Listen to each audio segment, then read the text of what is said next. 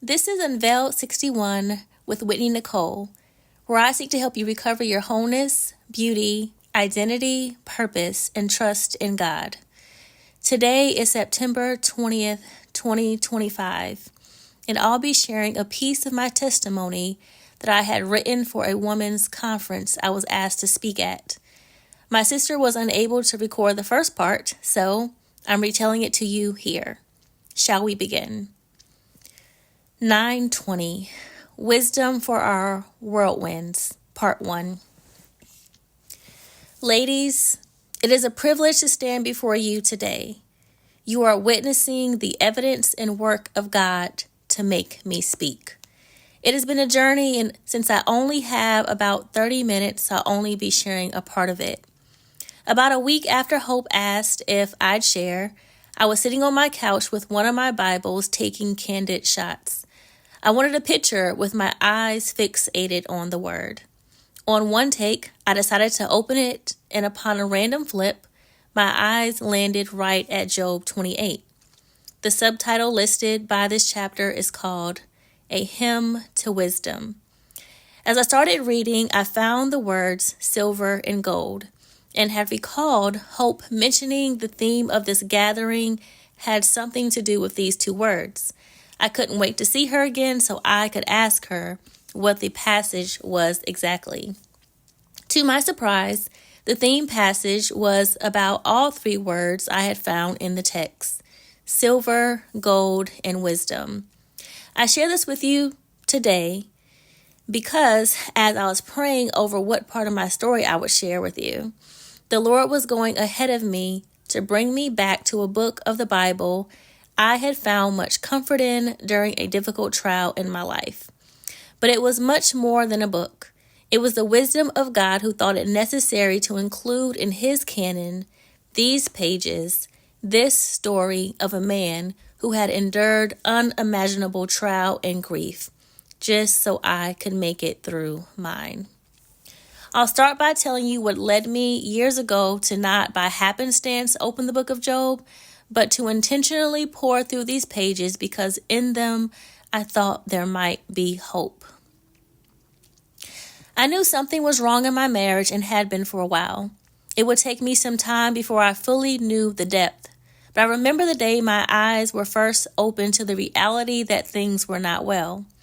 An afternoon sky and perfect for walking weather had greeted me and my husband at the time as we strolled around the State House in downtown Columbia. He was slowly going somewhere in conversation and then made my heart take a full pause when he said, "I don't know if I want to be married anymore." Thoughts raced as my heart sank. He can't be serious. Surely this can be fixed. We'd only been married for about a year at the time, and already the dread I felt the morning after our wedding was revisiting me, as it had many times over in our relationship before. I left that sidewalk saddened, burdened, worried about what life was going to look like in the days ahead. I remembered a couple who had walked through something similar in a book they had written. I said I do, but now I don't. I began a journey through an online community with other wearied yet hopeful spouses that God could turn our marriages around as he had theirs. For the sake of time, I'm going to fast forward you from March 2017 to the eve of Thanksgiving later that year. I was exhausted from more than just the day and decided to climb into bed a little early. We had decided that we would travel to Charleston to spend the following day with my dad's side of the family. Only I didn't know we'd never make it.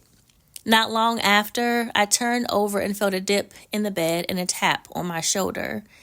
It was my husband.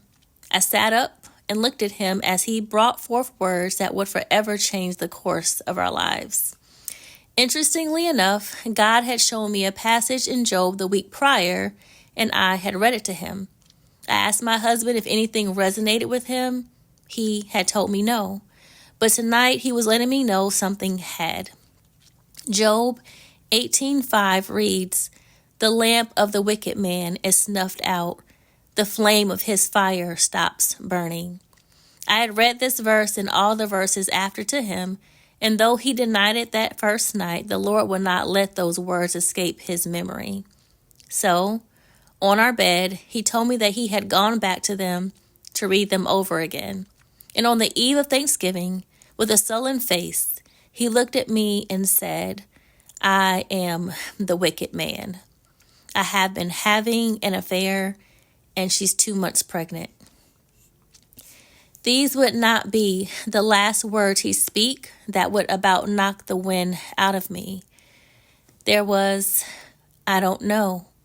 I haven't decided. I may be with her. I love her. I may move out. I am moving out. And in answering if he was going to name his first child the name we had decided to name ours if the child was a boy, yes. These discoveries didn't happen all in one moment, but they felt like an endless tide that refused to let me get up to catch my breath before it beat me back under again. I was a couple of months into this new uncertain normal called my life, and I was drowning in grief. I remember climbing into our king-size bed, reaching for my Bible, and opening it to the book of Job. Before long, I could barely read the words as my tears wet my eyes and the pages. And though my soul was consumed with the weight I felt I could no longer bear, in that moment I was exceedingly grateful. I was exceedingly grateful for Job. I was exceedingly grateful for Yahweh having trusted him to walk through his trial. And I was exceedingly grateful that God had entrusted his story to be written through faithful hands so that I could now read it.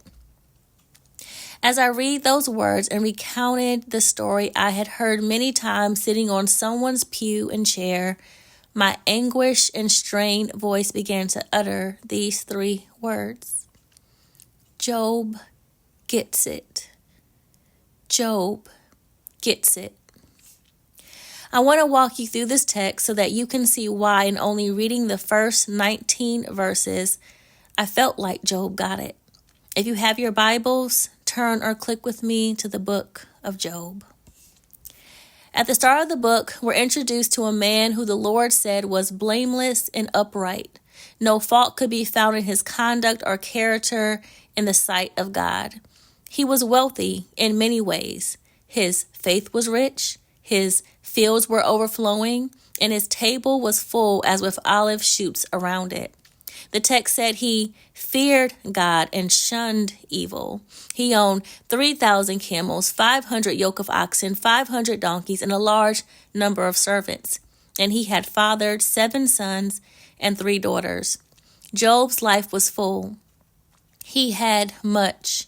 Like Job, I had my own brand of richness. I was a wife. I had a husband and a spacious home for 2.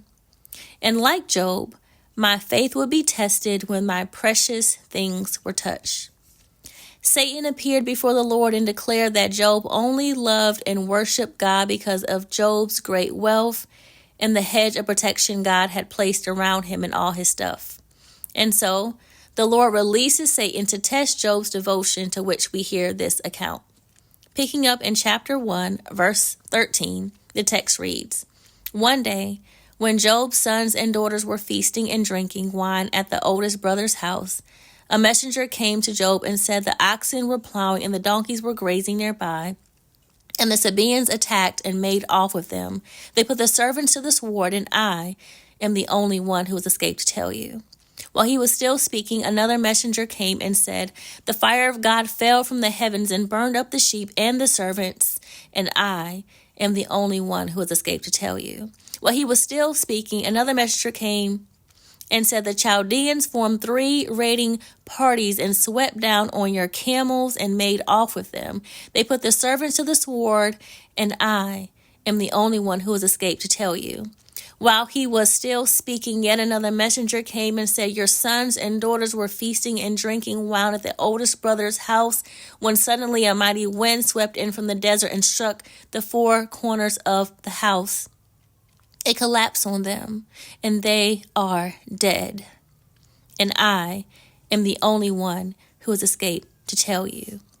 Like the wave of news that kept being revealed in my marriage thousands of years prior, Job was in one breath experiencing the thrush of crashing waters upon his soul again and again. Job gets it. This pounding did not cease. Let's look at Job 2, where Satan returns to question Job's integrity and faithfulness to the Lord, beginning at verse 1. On another day, the angels came to present themselves before the Lord, and Satan also came with them to present himself before him. And the Lord said to Satan, where have you come from?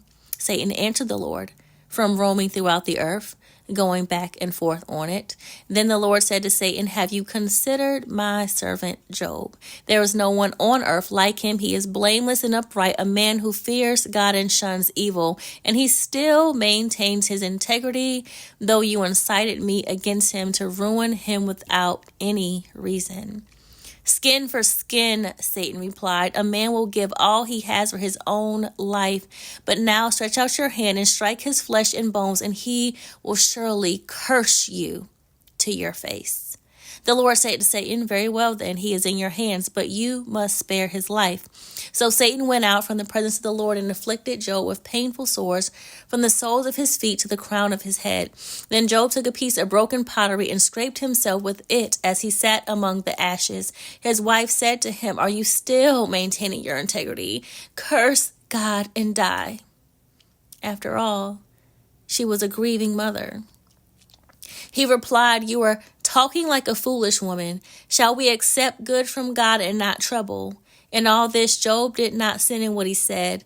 When Job's three friends, Eliphaz the Temanite, Bildad the Shuhite, and Zophar the Naamathite, heard about all the troubles that had come upon him, they set out from their homes and met together with agreement to go and sympathize with him and comfort him. When they saw him from a distance, they could hardly recognize him. They began to weep aloud, and they tore their robes and sprinkled dust on their heads. Then they sat on the ground with him for 7 days and 7 nights. No one said a word to him, because they saw how great his suffering was. Dear sister, I know not what has struck you, what has pained your heart, what has devastated your life, and perhaps you feel all alone, that you have been forsaken, forgotten, left famished with no sustenance for your wounds, and that not only by man, but God. And you have questioned whether life is worth living anymore, going on anymore, fighting anymore. Job's friends got a front row seat to just how great his suffering was, and we get it retold to us as in an autobiography. In Job 6, 8 through 10, he says, oh, that I might have my requests, that God would grant what I hope for, that God would be willing to crush me, to let loose his hand and cut off my life. Then I would still have this consolation, my joy in unrelenting pain, that I had not denied the words of the Holy One. In Job 7, 2 through 4, he says, like a slave longing for the evening shadows, or a hired laborer waiting to be paid, so I have been allotted months of futility, and nights of a misery have been assigned to me. When I lie down, I think, how long before I get up? The night drags on, and I toss and turn until dawn. In Job 7, 7, he says, remember, O God, that my life is but a breath. My eyes will never see happiness again. Sister, do you consider the brevity and futility of your life? Are your hopes shattered, never to be resurrected? I'm here to tell you, Job gets it. In Job 6, 2 through 3b, he says, if only my anguish could be weighed and all my misery be placed on the scales, it would surely outweigh the sand of the sea. No wonder my words have been impetuous. In Job 7:11, he says, therefore I will not keep silent. I will speak out in the anguish of my spirit. I will complain in the bitterness of my soul. In Job 10:1, he says, I loathe my very life. Therefore I will give free rein to my complaint and speak out in the bitterness of my soul. Sister, is your spirit anguished? Is your soul embittered? Job gets it. I understood Job when he said, for sighing has become my daily food. My groans pour out like water. Thanksgiving for me and many days after were as David described in the Psalms. My tears have been my food day and night, while people say to me all day long, where is your God? And as Job ate his tears, he utters, what I feared has come upon me. What I dreaded has happened to me. I have no peace, no quietness.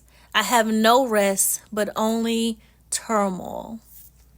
I was Job. What I feared had come upon me too, that I would divorce and that my husband's love would be taken from me. What he feared had come upon him, that he would somehow become like the father he hated.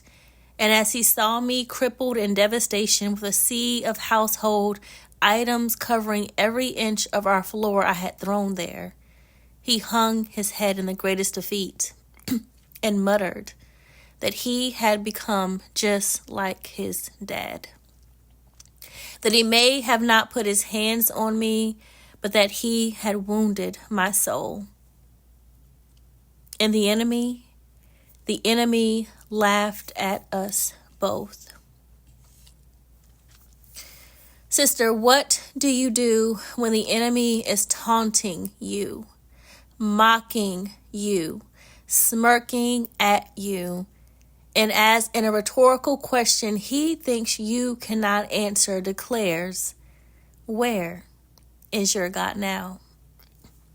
Where is your God now? When life brings disappointment upon disappointment, defeat upon defeat, devastation upon devastation, and death upon death, to whom or what do you turn to for comfort, for counsel, and for covering? I'll say that again. To whom or what do you turn to for comfort, for counsel, and for covering? I want you to now pause and consider who and what have become your anchors and anesthesia in the midst of your storms. I had a number, and it would take Yahweh pruning me through this trial and many others after it to reveal to me that I was to find security and salvation in Him alone. God is not cruel, though. He is, in fact, very close and knows intimately the challenges of walking in human flesh. After all, He did it. Job not only gets it, but Jesus, Yeshua, He gets it too. And He shows us what is necessary so that we may also escape every temptation, bear up under every testing, and navigate through every winding trail. Which leads me to the chapter I started with, Job 28. I want to start by reading the first 11 verses. Surely there is a mine for silver in a place where gold is refined. Iron is taken from the ground and copper is melted from ore. A miner puts an end to the darkness. He probes the deepest recesses for ore in the gloomy darkness. He cuts a shaft far from human habitation in places unknown to those who walk above ground. Suspended far away from people, the miners swing back and forth. Food may come from the earth, but below the surface, the earth is transformed as by fire. Its rocks are a source of lapis lazuli, containing flecks of gold. No bird of prey knows that path. No falcon's eye has seen it. Proud beasts have never walked on it. No lion has ever prowled over it. The miner uses a flint tool and turns up ore from the root of the mountains. He cuts out channels in the rocks, and his eyes spot every treasure. He dams up the streams from flowing so that he may bring to light what is hidden. I have a question for you. What lengths and depths will you go to obtain the consolation of your soul and deepest desires? To these miners, rocks forged in fire under the earth were their greatest treasure, and they sought it with abandon to their own safety and comfort. The text said they dug beneath the earth. This was laborious work. It said they swung back and forth to reach what was hidden beneath the dirt. This was risk. The text said they traveled on paths others had not taken before. This was uncertainty and courage mixed together. We will go to great lengths and depths to end our suffering and bleeding. But will we find an appropriate bandage there? In Jeremiah 30, the Lord tells his people, Israel and Judah, that there is no cure for their wounds, that there is no one to care for their sores, that they have injuries that cannot be healed. But later, in this chapter, he says to them, For I will put a bandage upon thee, and from thy wounds will I heal thee, declareth Yahweh. Because an outcast they called thee, 'tis Zion, who have none to ask for her welfare. Another translation, it says, who have none to care for her. And the Lord says, for the one who was called an outcast, for the one who has no one to care for her, the Lord said, I will bandage thee. When we are looking to be bandaged, it is critical that we consider what is a true cure, compass, and comfort. Job 28 tells us more than miners seek out treasures from the depths of the earth. God's people should seek his wisdom on how to become whole again. Let's read the remaining of chapter 28. But where can wisdom be found? And where is understanding located? No one can know its value, since it cannot be found in the land of the living. The ocean depth says, it's not in me, while the sea declares, I don't have it. Gold cannot be exchanged for it, and silver cannot be weighed out for its price. Wisdom cannot be valued in the gold of Ophir, and precious onyx or lapis lazuli. Gold and glass do not compare with it, and articles of fine gold cannot be exchanged for it. Coral and quartz are not worth mentioning. The price of wisdom is beyond pearls. Topaz and Cush cannot compare with it, and it cannot be valued in pure gold. Where then does wisdom come from? And where is understanding located? It is hidden from the eyes of every living thing and concealed from the birds of the sky. Abaddon and deaf say, we have heard news of it with our ears. But God understands the way to wisdom, and he knows its location. For he looks to the ends of the earth and sees everything under the heavens.